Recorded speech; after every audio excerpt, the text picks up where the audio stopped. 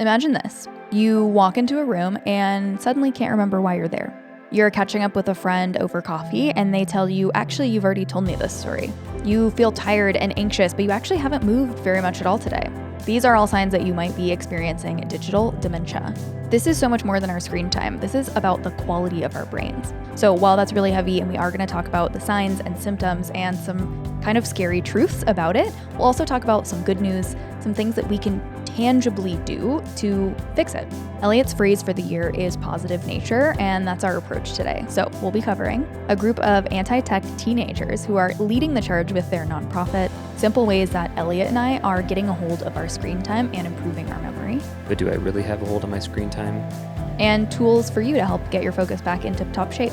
Knowing is one thing, but actually taking that knowledge and doing something is another. So we have two challenges for you today. Okay, folks, I have a riddle for you to start off the episode. What is 420 minutes per day, 153,000 minutes per year, 10.1 million minutes in a lifetime, 7,026 days, or 19.2 years? Any guesses? Pause, think about it. You might have some context, the title of the episode, description, things like that. That is the amount of time. 19.2 years is the amount of time that an average Gen Zer will spend on their phone in their lifetime. That's according to if they live to be the average life expectancy in America, which is like 78 years.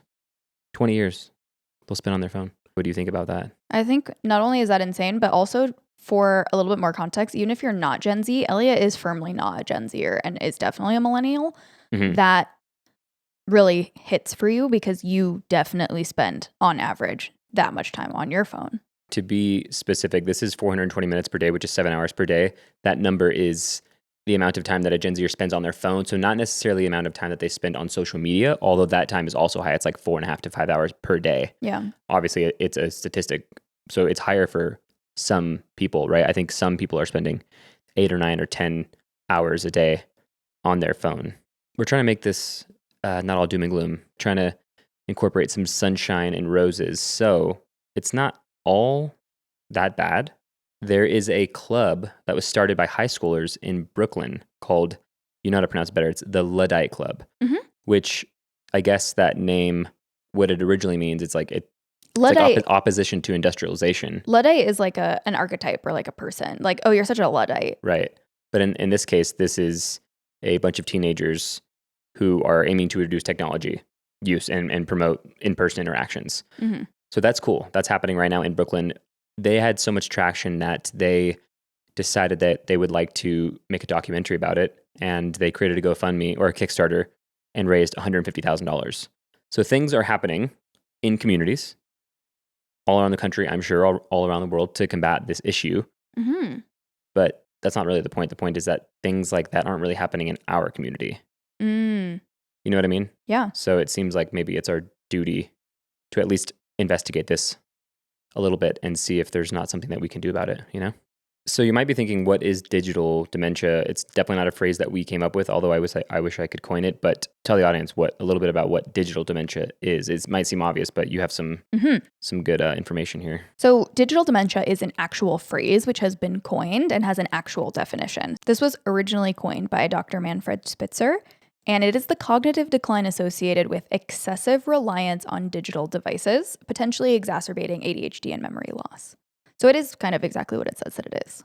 You might be wondering, what is excessive? From what I've read, excessive is anything over 2 hours on your phone every day.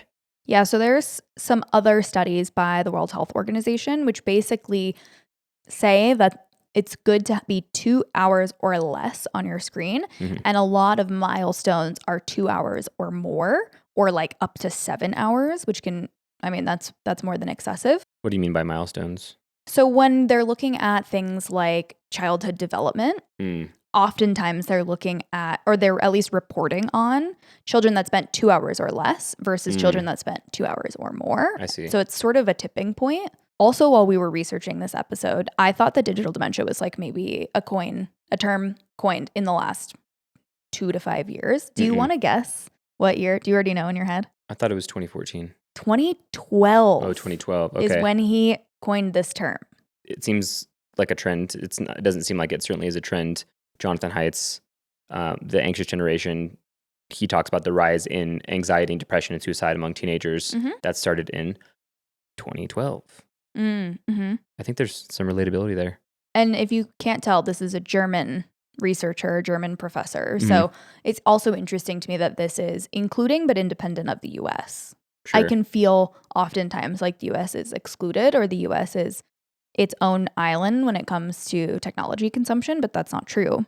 So an impetus for this is the experience that you and I are both having in our lives. Do you want to tell me a little bit about what this looks like for you? All of this episode is actually, I created a PowerPoint presentation out of it to present at an event called In the Making at a place called The Company, which is what we've been talking about a lot on the show. It's a member-supported community space that we love, it's grown very near and dear to our hearts. Not only can you do co-working there, mostly what they emphasize are their recurring events. And so this is one of them. It's called In the Making. You can sign up and talk about whatever creative endeavor that you're in the middle of to get feedback on. And so I decided that mine would be on this episode. One of the things that I talked about was radical normalization, which I actually got from Dan Harris. He said there's some service you can do by talking about embarrassing shit. Mm-hmm. And I think that this is embarrassing because phone addiction is real, but it's also, I think, to admit you have an addiction is sort of to admit that you lack self-control. And I know that it's more complex than that, right? Like it's not as easy as lacking self-control for many addictions. But I think in this case, on a phone, it's like the most controllable, right? It's like the most avoidable, in my opinion, compared to like heroin or alcohol or cigarettes. You know what I mean? It's also not as documented, right? Like we know it's getting there, but yeah, you're right. We know what withdrawal from substances is because it's a thing that's well documented and it's a thing that is very quantitative. Right. But when it comes to our phones, we're kind of like the first or one of the first generations where we're really understanding what the negative impacts of growing up in this way are. I'll get to what you were mentioning which is that at work last week, I was making a latte, and usually it goes, syrup, latte, steam milk, pour, give. But for some reason, this drink went backwards. I think that maybe we were just in a rush and somebody had forgotten a drink. So, I was steaming milk, and then I went back to pull another shot of espresso to help the line to do some syrup too, and that took maybe 20 or 30 seconds. I come back to the steamed milk, and I turn to my coworker, and I ask her, like, oh, did you make this? Did you prepare the milk for me? Did you steam the milk for me? Thank you so much. And she was like, no, dude, like you just did that. And that hit me like a ton of bricks and actually kind of freaked me out. And I'm not going to say freak me. I'm not going to use that language here. It is serious though. And I think that it's happening. Not that I know for sure now, at least a small sample size, it is happening to more people than we realize. And it was embarrassing. And I think for so long, I and people around me and the internet have said, we're normalizing language like I have ADHD. I'm just kind of spacey. I'm forgetful. And that's not normal for 20 and 30-year-olds. It's just not normal. And for that to happen to me, if I was 50 or 60, you might think, oh, that's not good. This guy's showing signs of cognitive decline, but it seems that I already am. And we're going to talk a little bit about that. And it seems if you have that kind of issue as well, then chances are that you're being affected from your phone usage, if it is high indeed. So that's my story. And I decided to tell it at this presentation at In the Making. There were about 20 people there. And afterwards, after my presentation, 3 people came up to me. We had 3 different conversations. They all admitted that they were addicted to their phone. One said that it wasn't normal that we go from watching a dog video to, a house being blown up in Gaza. Like that's not normal for our brains to process. And we're doing that thousands of times per day, essentially, which is just, obviously not a good thing for our brains. And then one person, though, she came up to me. She was basically telling me she seemed more concerned about her own cognitive decline, essentially, than I am worried about mine. And she was like, I think I actually have digital dementia. She said that I think I'm having these lapses so often that I think I need to go to the doctor. And so I tried to give the advice to her that I would want someone to give to me to sort of calm me down, which is like, I know that it's easier said than done. Obviously, we wouldn't be here if it was as easy as just like saying, get off your phone and you would stay off of it. But I told her that you and I did a detox, like a 48-hour detox. And that if she had, a week to devote to being on her phone less intentionally, that she would immediately see results of just like more present-minded, less lapses and forgetfulness. And I think that kind of helped her out a little bit. But this is happening to people. Mm-hmm. And what's kind of crazy, if you don't know Sam, if you're watching the show, if you're listening, you probably do know a little bit about her. Sam is the most emotionally regulated person I've ever met. She is the most normal person I've ever met, maybe even to a fault sometimes. Cheers. And she is incredible at recall and getting people back on track on conversations and remembering, different details about people. And that's what makes her a really good friend and a really good partner. But today we were talking, you really haven't told me this until literally today, until we were sort of on the tail end of planning this. No? What, you're telling me that you've told me this before? When did you see? I can't remember. When did you tell me this? Yesterday? I think I've told you about this at least 2 other times. Okay, but it's happening recently, and your new development is that what? This same story. I am not in the same way that you are. No, you're not. Addicted to my phone or convinced that this is specifically related in the same way. But at the same time, I'm noticing that it's difficult for me to remember things that I've told people. So I'm sort of having similar conversations or the same conversation, which I hate. It's really embarrassing. Where I'm in the middle of a conversation, I'm like, oh, I already told you this, didn't I? Like, you already know all of this. Or, oh, I can just skip ahead. And I'm also having a bit of a hard time remembering specific details about people.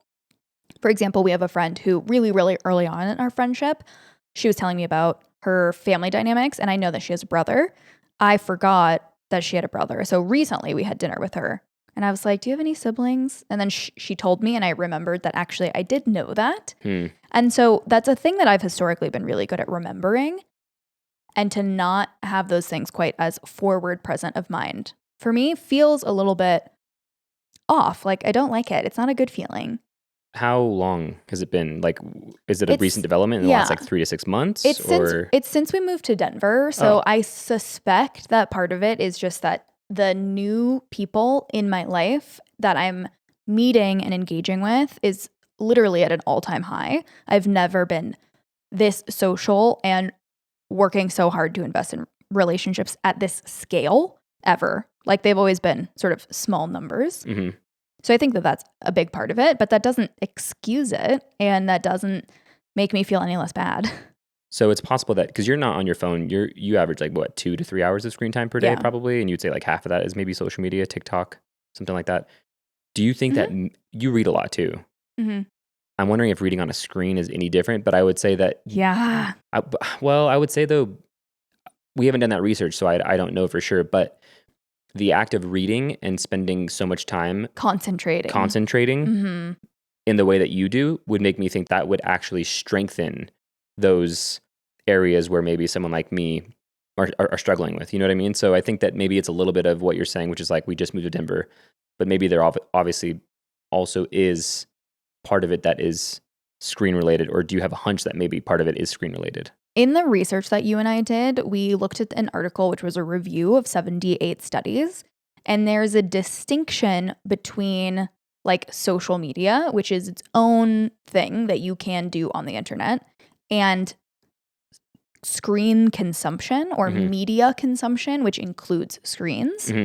And those things are not mutually exclusive. So it could mean that you spend the morning before you get up scrolling social media, before you get out of bed. Then you spend all day at work staring at the computer. Then you come home and you start watching TV to decompress. Like, you've basically spent your entire waking window staring at a screen, which is also not good for the circadian rhythm. Like, all of this blue light, your eyes, it's good to like focus on things close, but also focus on things far. Right. So I often give myself a pass because I don't spend that much time on my phone. Like, you're right, 2 to 3 hours is kind of my average. Yeah.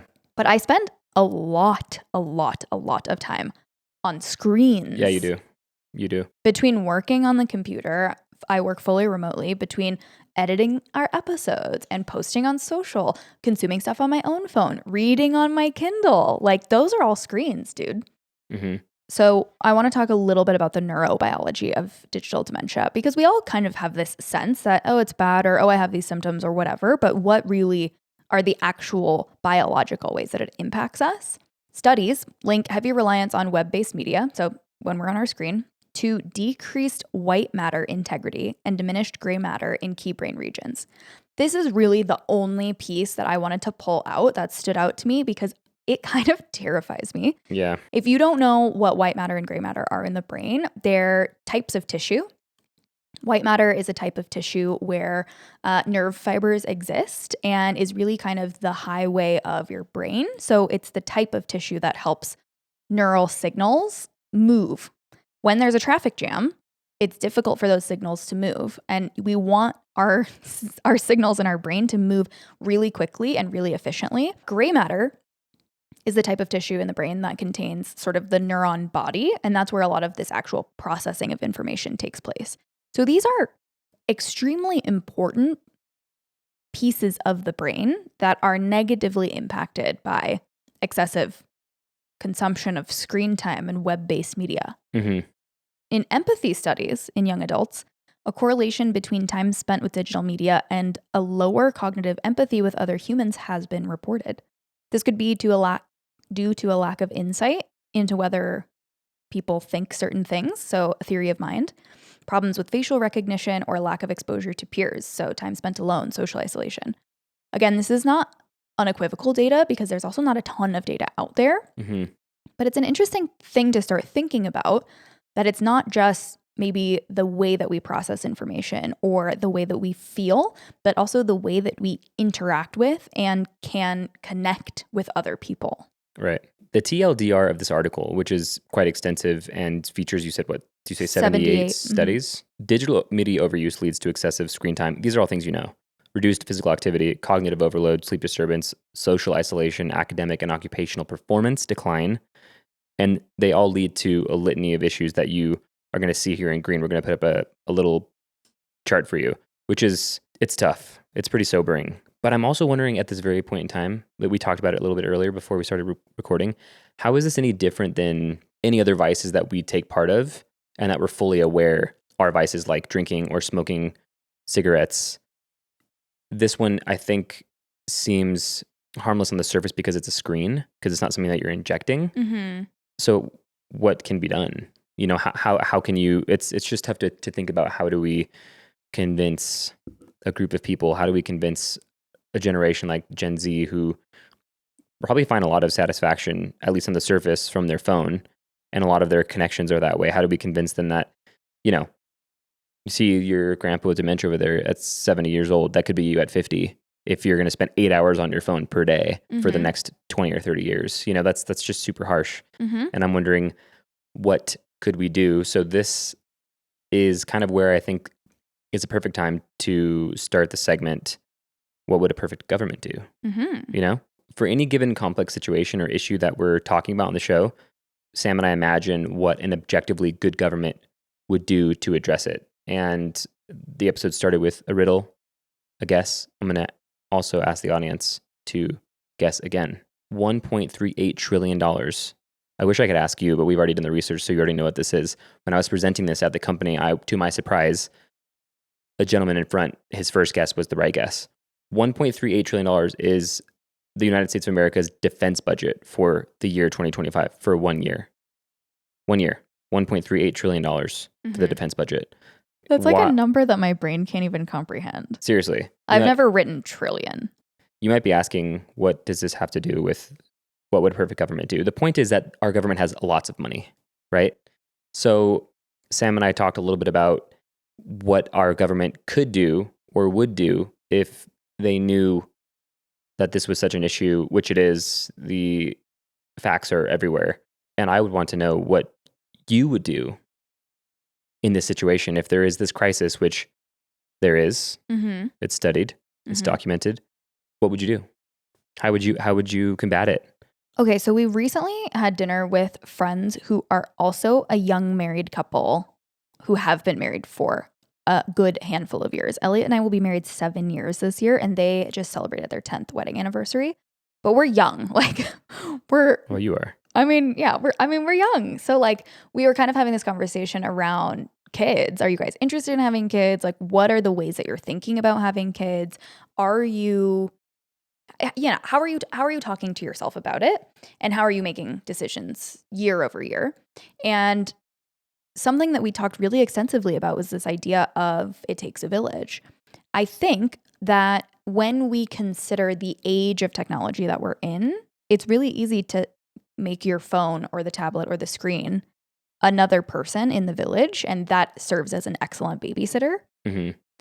But that type of content is also not so great for our brains as they develop. Like we're talking about this white and gray matter. It's incredibly important that that foundation is really strong so that as we get old and inevitably deteriorate, we've had a strong foundation. Mm-hmm. I think that having some kind of living system where people have the time and the physical proximity to be in community. I'm not saying I'm pro-commune, which is kind of, it sounds like what I'm saying. I'm saying that there have to be neighborhoods, and they have to be set up structurally and culturally so that people are really safe with one another and can trust one another and have the resources to share their energy and their time and their money and their food, so that we don't need actually to rely on screens, and they're just kind of a luxury that we get to decide. Yeah, I'm going to keep up with my friend who lives in North Carolina or whatever, but we have this foundational structure. Interesting. Does that make sense? Yeah, what does that have to do with technology? If we solved the problem of isolation and we created more communities where we felt supported by other actual humans, we wouldn't need to rely on screens. I always am trying to play devil's advocate by thinking about someone who feels like they need their phone for work, for business purposes, but also feels like wholly addicted to their phone. What about them? I just think that model you wouldn't have an opportunity to get addicted to your phone, because you would be happier with your in-person life than you would be with your online life. Yeah. So I'm thinking more about the root versus like we're already all 35 and addicted to our phones. Yeah. What's yours? I think the more that we talk about it, the more, I don't know, I can't help myself from seeing the people that are listening to this or listening to content that's like this, that's just about, phone usage and the pitfalls of phone usage as it relates to our brains, but also like our social connections or lack thereof. It seems like almost impossible to do something like this without accountability. Like, I think that you need an accountability partner or partners. I don't think that this is something that can be done successfully in a silo. I think that's why it's so difficult for unhoused people who are also addicts, because they lack a community. You know what I mean? I know it's more complex than that, but I think in my situation, I need accountability. And the hard part about getting that accountability is if it's hard for you to make friends, but also to admit that to your friends it seems like it's not normalized yet. And I know I was saying in the beginning, it feels like to admit that you have a phone addiction is to admit some weakness. Because I think in my opinion, I do feel inferior to other people for that reason, because I know that to admit that is to admit that I'm quite literally wasting my time. And that's a really scary and embarrassing thing to say. Yeah. But I think it just has to be said. So anyway, what would a perfect government do? I think a perfect government would try and replicate exactly what the company is doing right now in Denver, which is essentially just creating a culture of accountability with art and community. It really is that simple. I'm not saying that the company, of course the company is special, I keep talking about them, but they're not doing anything inherently so outside of the box. And they have a very, very unique story, right? Like, it started with friends, and that's why it's grown to be what it is. I think that was the key element, is that it didn't start from one person. It started with several. It started with PowerPoint parties inside someone's living room. So it would be difficult to start something like that on your own. But the point is that they have found a formula for people to keep coming back over and over and over again, and invite their friends to keep coming back over and over and over again to this thing where, their mission is not to get people off their phones, but inevitably they're doing that. Whenever you're there at an event, you're not on your phone. That's what I was going to say. No one's on their phone. And not because there's any kind of rule or code of conduct about phone usage, but it's because when you walk into the space and you're new, someone who comes there regularly recognizes you as new. Oh, I don't know that person. And they say, oh, hi, I'm Sam. And that's not something that we necessarily experience all the time in our current day and age. When you go somewhere and don't know someone, that they introduce themselves to you. It's almost like the default mode there is conversation. Like, as soon as you walk in, one of the members, if they see you come in, they're going to greet you, especially if they don't know, if they've never met you, someone will come up and say hi to you. which is a big deal. And then you're writing your name down on a name tag, and there's usually a little prompt. And last time's prompt was write your name and also something that you made. And so there's already a little way to break the ice. You don't have to worry about what you're going to ask somebody, what you're going to talk about. There's already something right there for you to talk about. And then, the events require attention and focus, but they're fun. And I really do think that is like the answer. I think that they're doing it without it being the reason for them being open. So what is the answer specifically? Is this like the governments would fund these places? They wouldn't, these places wouldn't have to worry about paying rent, essentially. The government would fund them and allow them to make these spaces all over the place. And maybe you get like a stipend to participate as a member. Yeah. I know it's so much more complex than that. It's not that easy, but I also think that it's fun to imagine. That's the point of this segment, is it's fun to imagine what could be, because it's possible. The money is there. So like, how do we get our government to care for us? And so I think it starts with just imagining and talking about it. And it's fun to do, because you could get really, really dark, but the things that are possible are limitless, essentially. You know what I mean? We won't just leave you in sort of what would a perfect government do land. We'll scale back into actual, tangible, 3-dimensional reality. Yeah. I have a list of things that, like, what are we going to do about this? What can you do now as soon as you turn this off on your phone and put your phone away? Like, how and why? Right. I have a few things that I have been doing that are prompted from this specific experience of having a conversation with a friend and then realizing that I've actually already had this conversation with them.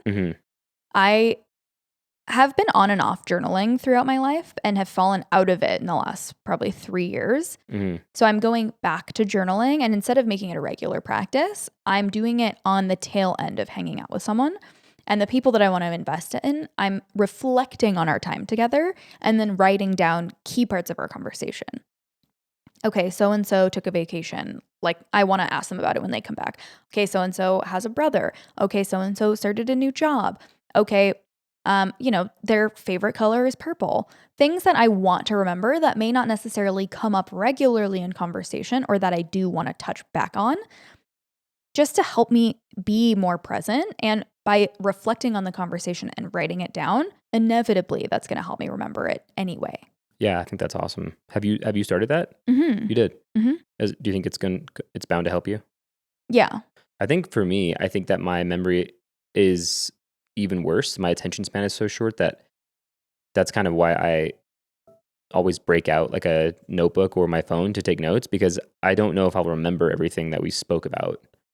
And or what I'll do is I'll put so much pressure on myself to remember everything that I just don't remember anything, or feel like, what I'm saying is that you're not worried about remembering every single thing that you've spoken about. But for some reason, my brain is like, I want to remember the entire conversation that me and Austin had last night because we had such a good time.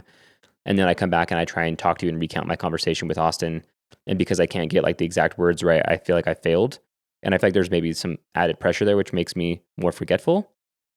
But I'm wondering if I did what you do, it would help me. And I think probably the answer is yes. I also wonder if your love for film and digital media influences the pressure, because you're always thinking about things as like a story or a narrative or a film or a movie or whatever. And those things are specific. Yeah. And so you would like to be able to play the movie back for me. Yeah. Versus just give me the cliff notes. Sure.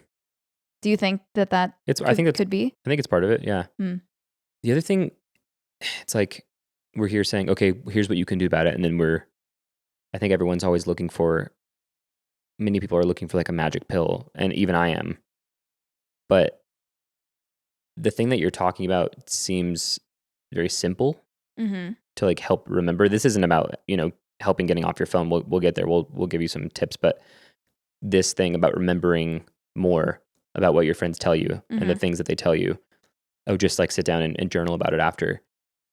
Sometimes it seems too good to be true. And many times I think that it isn't. Like, it is that easy. Sure. But it's just that we don't take the simple routes because, first of all, most of us are so addicted to our phones that we're seeking dopamine hits every 2 to 5 seconds. And when you write, I think that your brain intuitively knows that this is going to take quite some time, and that you're not going to receive an immediate benefit from writing this thing out. You also have to practice remembering, because you can only get out your thoughts as quickly as you can physically write versus typing, which we're all more used to doing. So you have to have a little bit more patience and presence when you write, Mm-hmm. and it takes longer. And it's a pain in the ass. Like sometimes we're not patient enough for it because we have so much instant gratification. Yeah. What I'm doing now is I journal every day, and I do type because I'm trying to keep up with my brain. But now what I'm doing is I'm transcribing what I'm typing into not this, but something kind of like this, a little bit larger. For the people listening, what do you? A little notebook. And that's good for motor skills. But also, what I'm trying to say is that I'll write like 5 pages and then I get overwhelmed with the amount of information I have. And so I go over it and I highlight what's most important. And I take that with me and I write it down on pen, and then I delete the rest of it so that I don't feel like I'm beholden to it. Like I don't feel like there's debt. I don't know about you, audience, but whatever I write, I feel like I have to keep, and I feel like I have to keep going back to see if there's like some nugget of something that will help my life, or that's maybe some creative idea that I want to look back on and get to work on, you know? And I realized that it really actually feels like debt, and that the only way to erase it is to quite literally erase it. And so what I'm doing is, like I just said, I'm just writing a bunch because I want to, and then whatever is most serious and most important, I take and transcribe onto paper and to just keep the paper. My next tip is literally just be intentional about your tech use. I know that this sounds really lame. What I mean by be intentional is just ask yourself, do I have the time for this? And do I actually want this? And the answer sometimes is definitely yes. Like I do sometimes want to rot on the couch and give myself 20 minutes of TikTok. It does turn from 20 minutes to 60 minutes to 120 minutes to 180 minutes. So checking in with yourself, I think sometimes when we don't check in with ourselves is how we can just sort of let it go on and on and on and on, because we are sort of letting ourselves off the hook of being aware of how much time has passed. Yeah. And I want to frame all of these tips in a way that's not just like, don't do this, don't do this, don't do this, but also here are the things that we can do.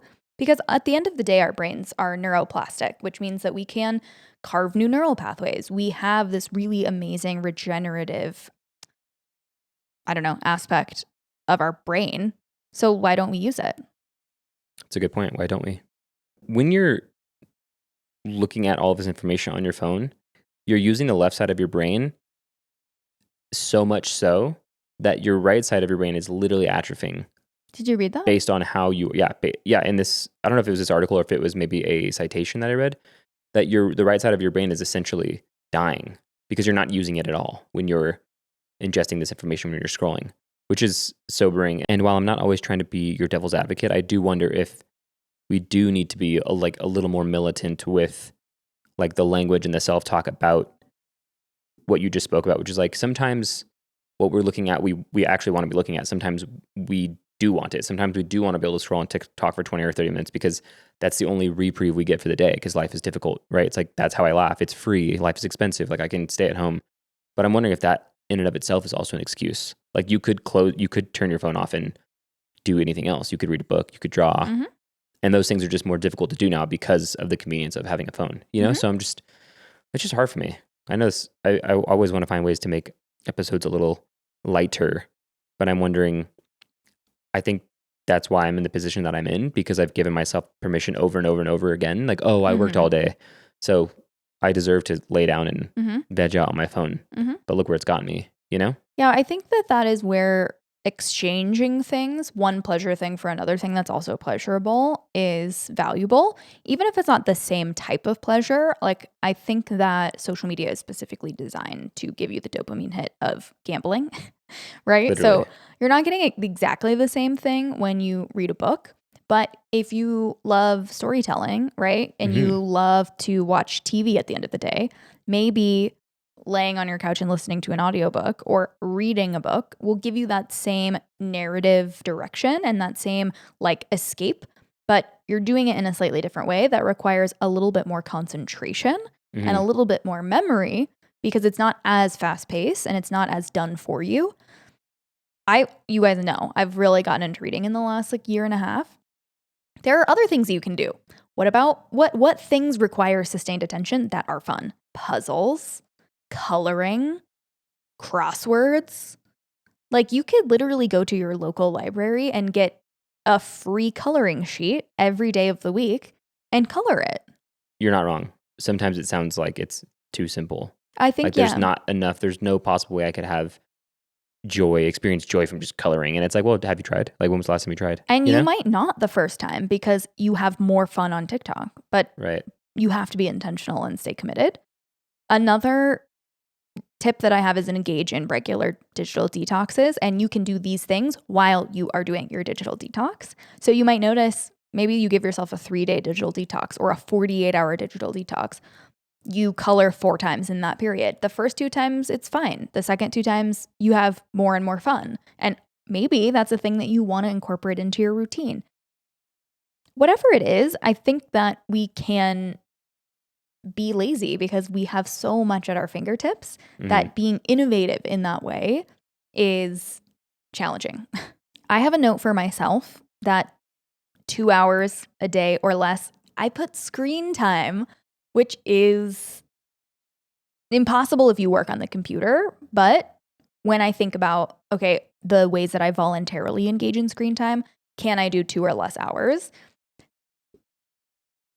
I'm going to try. I think that I can. Yeah, there's a while where I just committed to being on my phone for 2 hours or less and did it for, it was when I was working with a life coach and talked about the issue of essentially not achieving one's dreams because we're spending too much time on our phones. So dedicated 2 hours or less for a week, immediate results, immediately, Final 2, move your body. I know that's also a really lame one, but physical exercise obviously has physical health benefits, but it's also good for your brain. Physical activity is known to enhance your synaptic connectivity. So again, neural health. I am not as nervous about digital dementia as you are, but when I read that you can have diminished efficiency of your white matter and your gray matter can deplete, like that scares me a lot. I want a really healthy brain. Okay, so go to the gym, do a free yoga on YouTube. I know that's also screen time, but move your body in a way that you're doing sustained effort for 30 minutes. At least, yeah. And then my last one is just meet people face to face. Social isolation is another one that can lead to diminished social function, especially when we think about studies or communities of older people with neurodegenerative things like dementia. When they're put in communities where they regularly engage with other people, they do better. Yeah, so my grandpa's 90, I think 6 now, and he has dementia, and he spent his entire life working.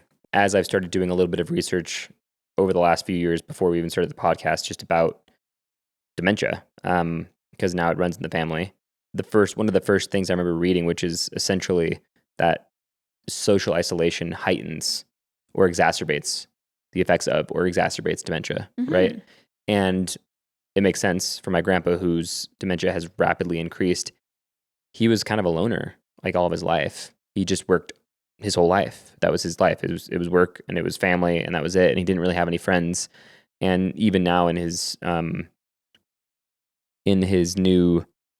even in his old daycare facility and in his new daycare facility, he doesn't have any friends. My dad says he just sits there all day and watches TV. And I think of someone like that. I think if my grandpa in the last 10 years had invested in even 1 or 2 or 3 quality meal relationships, that he would definitely be in at least a slightly better position than he is now. You know what I mean? So knowledge is power. It's good to know that. And yeah, I'm sure that you listening have heard of a lot of these tips and tricks for something so monumental. But I think it's really just a matter of making it fun.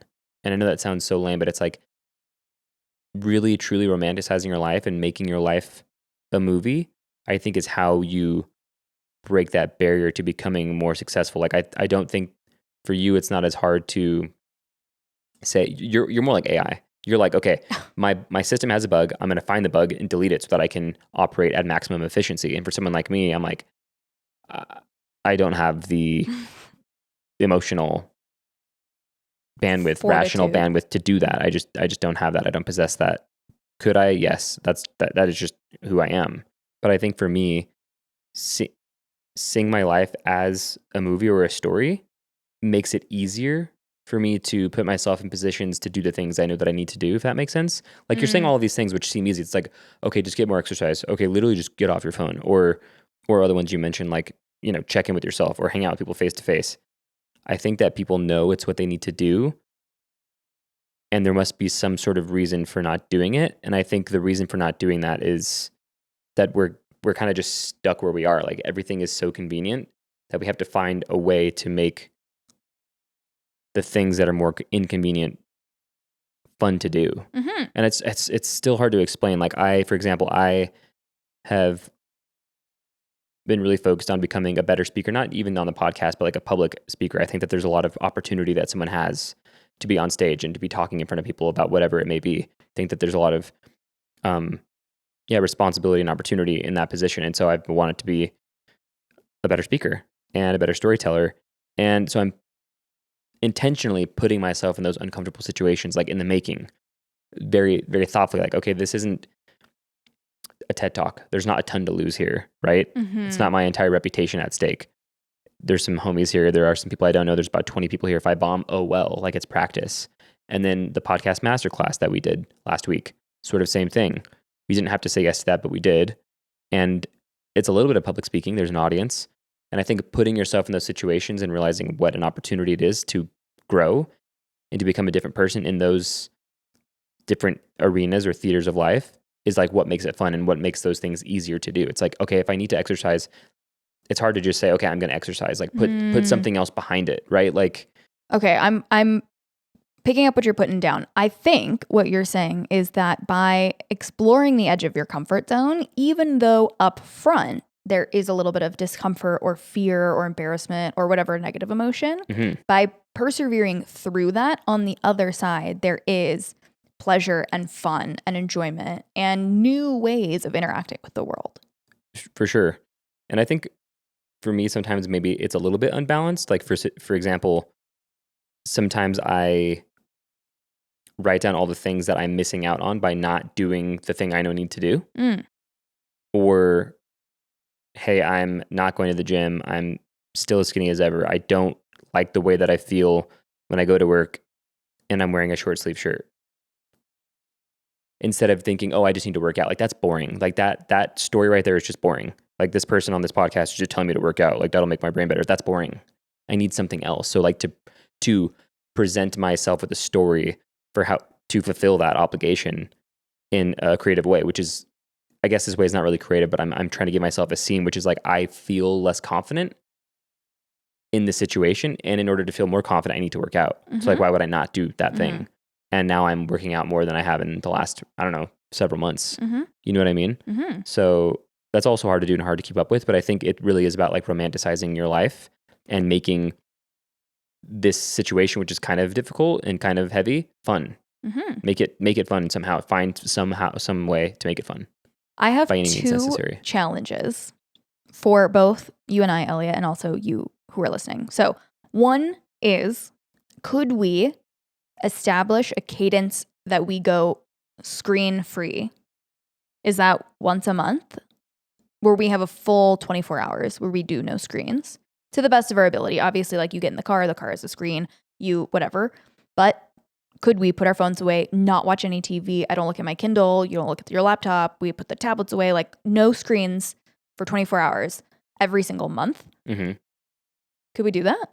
I don't think we have a choice. And I also don't even think that that's enough. I mean, I know it's like you have to start somewhere, but I think that's kind of how, I'll just speak for myself, how maybe in the shit that I am, to realize if you can't even do that once a month, you're already accruing debt by being on your phone so much. So like, yes, I think that we can definitely do it once a month. And I think to combat what you said, that you're like, oh, well, you'll get in the car and there'll be a screen there. Find a way to not to drive that day. Find a way, somehow go camping for 24 hours. Well, we can't do that every month. No, I know. And you have to drive to get to your camp spot. No, I know. And that's kind of my point, that it's very difficult to do. But like once a month, can you and I not, for an entire day, somehow, some way, refuse to look at a screen? It might sound like, oh, that's just like ridiculous. Like that's just stupid. I'm like, so who cares? Why not try just to see how it feels? That's my proposal. You know? No, I think that we can absolutely do it. Okay, my second one, which starts after this, is create a bowl filled with little pieces of paper, and written on each paper is a thing that you can do, that either you should do, or that's a fun alternative to being on your phone. So for you, one of those is working out. One is reading a book. One is, for me too, One is Writing. puzzle. Mm-hmm. I propose that you and I play that word game where we each say a word at the same time, and then based on the similarities of that word, say another word until we eventually say the same word. Yeah. Like, I was watching some teenagers in the pool the other day, and they're like, okay, let's play the color game. And they're just guessing colors until they guess the color that the other person's thinking of. And they're entertained. Like, why wholesome, can't man. we do more of that? It's good for our brains. It's a great way for us to connect. Mm-hmm. Continually add to that bowl. And when you're like, okay, I'm going to go rot on the couch for 3 hours on TikTok, put your phone away and pull something out of the bowl. Mm-hmm. It has to become a habit, you know? It's like, oh, will I do it? Well, yeah, just choose to. What I love about Make it a habit. What I love about that tip is that oftentimes I think the mental energy of remembering the alternatives is a good enough excuse not to do it. Yeah. Okay, this is specifically for the male homies. If you're like me and you're addicted to your phone, but you're afraid to admit it, totally cool. DM me on Instagram. Elliot at Elliot Lawrence Archuleta, long, very long, ELLI. We'll just put it in the freaking description. Yeah. Seriously though, DM me. I would love to hear from you. I don't think that it's a thing that we're talking about enough. I know that there's so much information out there. The studies are out there. Huberman just talked about this. Like, there are people talking about it, but I'm talking about more intimately. The accountability. Man to man, friend to friend, because it is a big deal. And I think it's robbing us of a lot of time that we could spend doing anything else and having a much better time than we perhaps realize. So let's have a conversation. If you were a perfect government in this situation, what would you do? Leave us a voicemail. We'll put it in the description, and we'll see you in a couple weeks. See you later, guys. Love you guys.